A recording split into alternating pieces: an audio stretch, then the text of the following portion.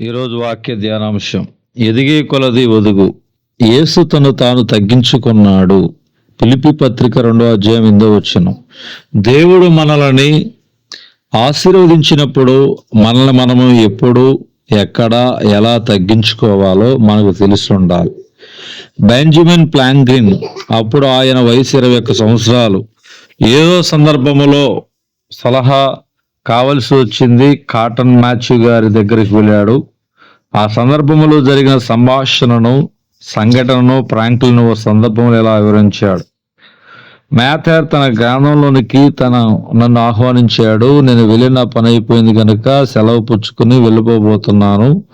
బయటికి వెళ్ళడానికి దగ్గర త్రావు చూపించాడు. అది అసలు ఇరుకైన మార్గం సరికదా. దానికి తోడు సుమారు 5 అడుగుల ఎత్తులో అడ్డంగా ఒక దూలం ఉంది. నేను బయటికి వెళుతున్నప్పటికీ మా సంభాషణ ఇంకా కొనసాగుతూనే ఉంది. నేను ముందున్నాను, ఆయన నా వెనుకున్నాడు. అకస్మాత్తుగా ఫ్రాంక్లిన్ వంగు అని అరిచారు. అడ్డంగా ఉన్న దూలానికి నా తల తగిలేంత వరకు ఆయన ఎందుకు వంగమన్నాడు నాకు అర్థం కాలేదు. ఎవరికైనా ఎప్పుడైనా ఓ మంచి సూత్రం చెప్పే అవకాశం వస్తే ఆయన ఏ ఒక్క అవకాశాన్ని కూడా చేజార్చుకోలేదు.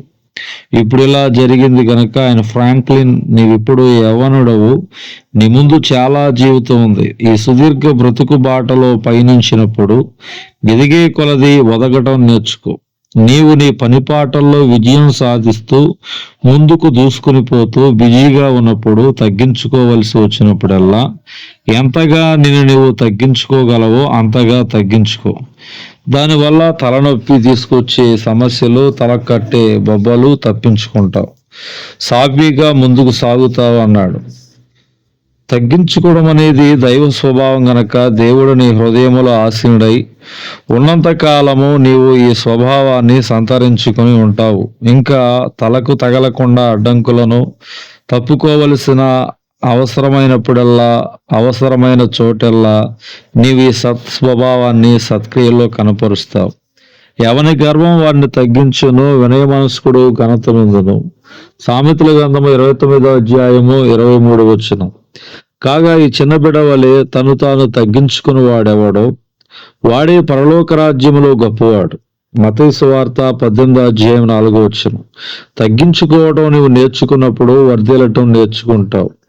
Try to humble as much as possible so that you can avoid head bumps. దేవుడి వాక్య ధ్యానాంశం దేవుడు దీవించును గాక. ఆమేన్.